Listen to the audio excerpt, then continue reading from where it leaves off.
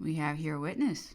He bears the discredit of having remained faithful to the emperor, of having solicited nothing from the enemies of France, of having accepted nothing from the kings against whom his patriotism revolted. He had no doubt less chance of being believed than Baron Pasquier, whose statement must nevertheless be put on record.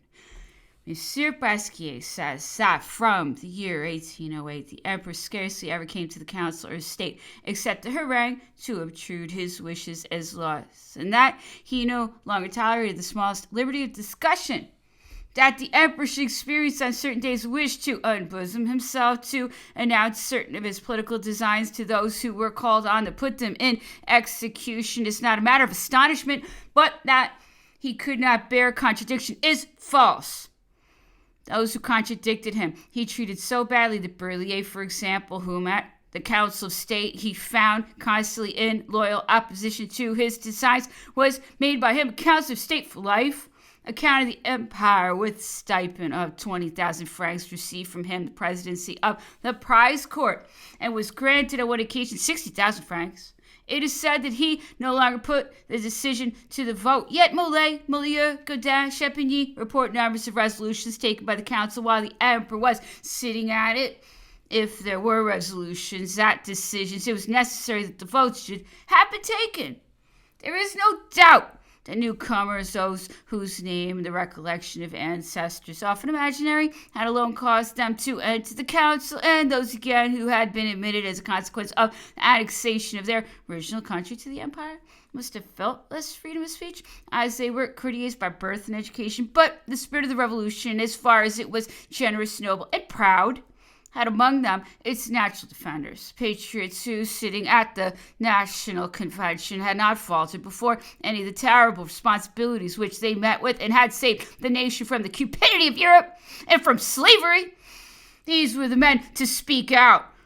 These it was that by preference and natural feeling, for they alone had the knowledge, Napoleon liked to consult, and when Boulay, Berthier, Réal, Regnan, Defremont, Jolivet, Thibaudot, Mathieu Dumas had spoken, when those admirable directors general, all of whom were councillors of state, Duchatel, Francais, Beringer, Pellet, Merlin, Bergon, Lomont, had given their advice. What light must they have shown to the others, those whose vanity was only equaled by their incapacity, who thought that Bonaparte was greatly honored by having them on his councils, and who were only waiting the opportunity to betray him?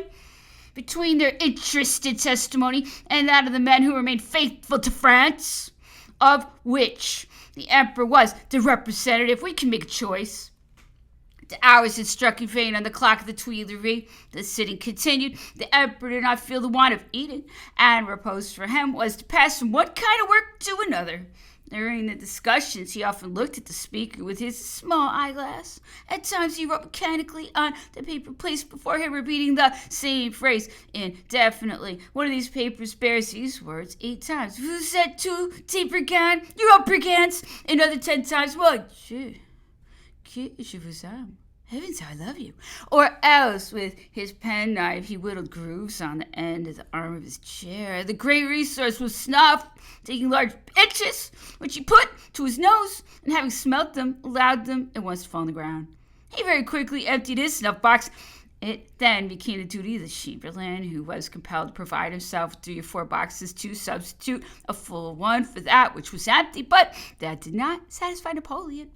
As soon as he saw or heard a councillor open his snuff box, he made a sign to an usher, who went in search of the box and brought it to him. He took 2 or 3 pinches out of it, and then, without thinking very often, threw the snuff box into the open drawer of his desk, which he shut at the end of the sitting, and turned the key. The snuff box was then lost forever. On that account, the councillors had what they called for their council boxes of pasteboard worth about 15 sous in his cabinet or at the council. Napoleon seemed to make it his duty to justify his remark, I do not feel any limit to my power of work, and quite naturally fancied that his fellow laborers were formed like himself. One day, in the presence of one of his ministers, looking in his private study for some notes on a little table intended for his secretary, he found and read out loud this beginning of a letter. For 36 hours I've been unable to get away from the cabinet of blank. The note was intended, by the secretary for his wife who lived near the Tuileries. You see, said Napoleon, that he finds time to write sweet things, and yet he complains.